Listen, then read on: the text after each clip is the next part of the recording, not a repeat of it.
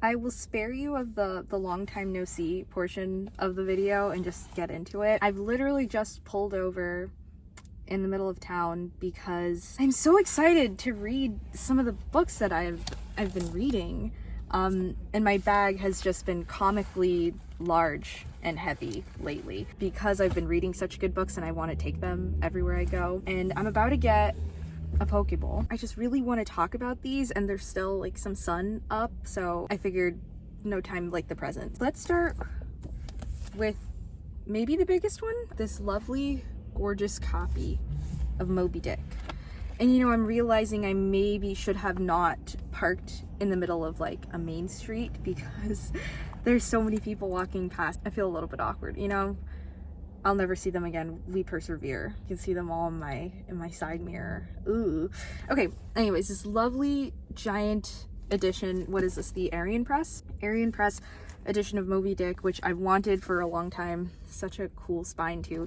This has the original pen ink illustrations throughout. I've wanted to read Moby Dick for a while, just like I want to read every classic all the time, but I didn't necessarily have the reader's confidence, I guess. And then I read East of Eden last year, or I finished it in January rather, and that gave me so much big book classic confidence, even though it's kind of like a more modern classic. It just helped a lot. I'm currently working in a school library. I saw a giant stack of these on a shelf and I was like, oh, I would love one of those. Whose books are these? Which teacher ordered them?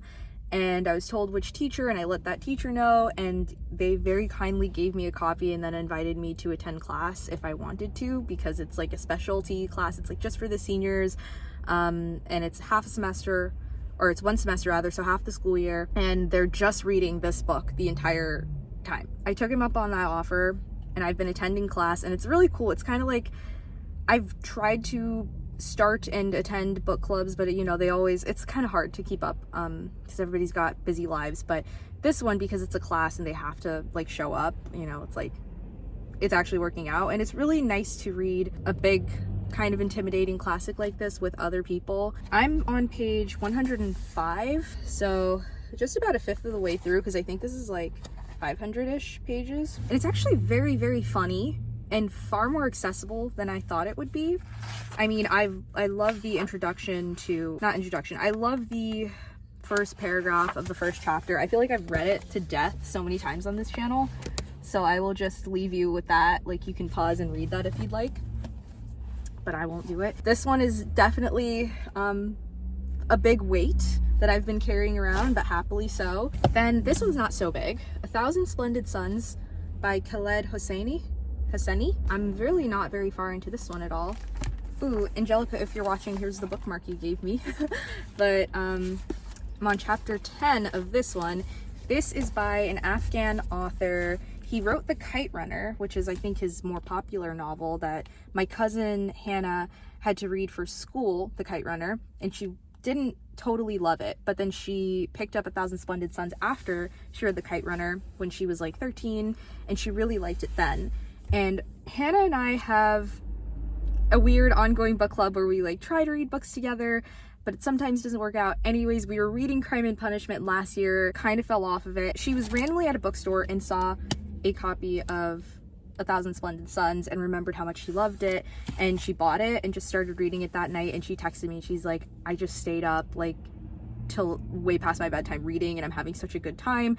And that feeling is the thing that keeps me reading and the thing that I want other readers to experience so badly. The fact that she was experiencing that for the first time in like a little while for her, I was just like, yes, let's chase that feeling and not let that go. And this is exactly like what I want to do with you. So like, screw the other books that we were considering, let's just do this one. I picked this up after her, and I think she's a few chapters ahead of me still. You know, in the beginning, I wasn't super interested. It's not like my typical writing style, like preference. Like, it's in third person. It's following a young girl, and I believe it follows her throughout her entire life.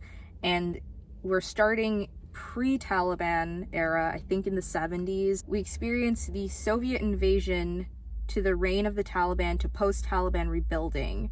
So I think this will be very historically educational. It has been already so far. It's been bringing me through a very wide range of emotions, very intense sadness and anger, but also a lot of beauty. Oh, did I say that I wasn't loving it at first, but now I am really liking it a lot?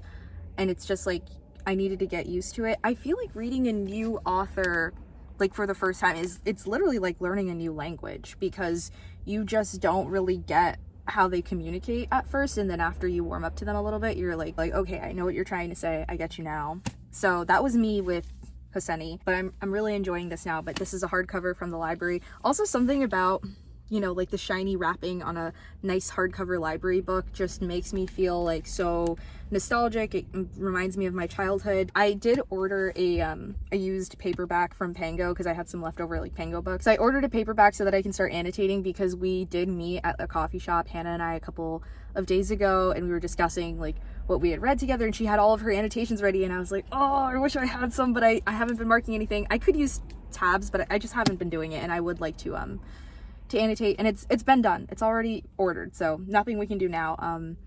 But I'll keep reading out of this one for a little bit until that paperback comes, probably like next week. This is solid weight so far. And then the third book I've been carrying around is Anna Karenina by Tolstoy. Oh my goodness. This always makes me giggle, because this is the Richard Pevear and Larissa Volokhonsky translation. And one of my favorite, my favorite used bookseller, his name is Joe. I was asking him for a recommendation of a translation when Hannah and I had started Crime and Punishment, and he was like, oh, Pevear and Volokhonsky are like Russian lit translation rock stars. And it's just so funny, the fact, like, just to hear somebody describe Russian translation as an occupation that is akin to being a rock star is just hilarious, and why I love him so much. So finally reading a translation by the rock star duo, and it's fantastic. It really does just go to show how much of your enjoyment, or my enjoyment of a book at least, is related to the timing, because I picked up Anna Karenina when I was like maybe 17, and it was just so dry and boring, and I couldn't understand the language at that time. And then I've kind of casually like perused it several times throughout, I was gonna say my early 20s, I'm still in my early 20s. Between ages to like 20 and 23, I've like kind of opened it up and taken a look at it and been like, oh, okay, let me put it down. And oh god, I hate that this guy is like coming up to me now. I think I'm going to have to start up my car. Time to change locations. Okay, as I was saying, I've picked it up and kind of tried to get into it several times, and it just was never really clicking with me. And I think part of it is, like I said, East of Eden gave me a lot of big book confidence, classic confidence, and I don't know, just age. I can't really tell you like all of the reasons why, but for some reason upon this pickup, I was just like so sucked into the story. I mean, I'm really not far into it. I'm farther than this. I have been listening to the audio a little bit. Okay, only like a page further. I was just immediately sucked into it, and I'm like struggling to put it down. Like, I need to be reading like 10 pages of Moby Dick a day just to keep up with the school schedule, and I also should be reading about that much of A Thousand Splendid Suns so that I can have those discussions with Hannah.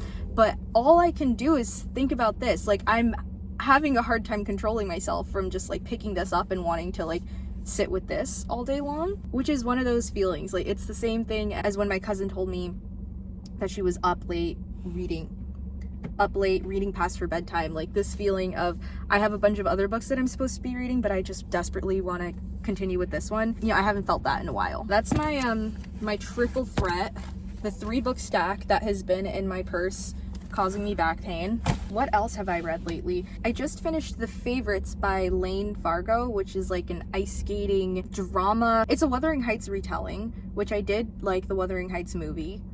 I've never actually read the original work, but I love a dark gothic Bridgertonification of a classic novel. So to communicate the vibe of that book, think late 90s, early 2000s, high celebrity, high society, skating royalty, messy relationships that are just like Gossip Girl level of interconnected and everybody's cheating on each other. Yeah, that, but then also the ice dance setting is really great, particularly if you're like me and have been obsessed with Elisa Liu and her recent Olympic gold medal performances. I've been just like really into watching those lately. You know, that was actually going to be a book club pick for Hannah and I because she skates.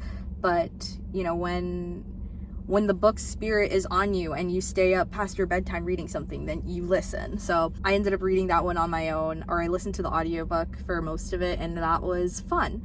It wasn't like my new favorite or anything, but it was certainly fun. It had me wanting to listen to one more chapter and really desperately wanting to know what happened next. It was very attention grabbing. And I'm also listening to an audiobook right now called The Mountain Is You, which I've wanted to read this book for a while. It's like, you know, classic self-helpy. Sometimes you just need one of those. And I have mixed feelings about self-help and like how, oh, my car's been on this whole time, sorry.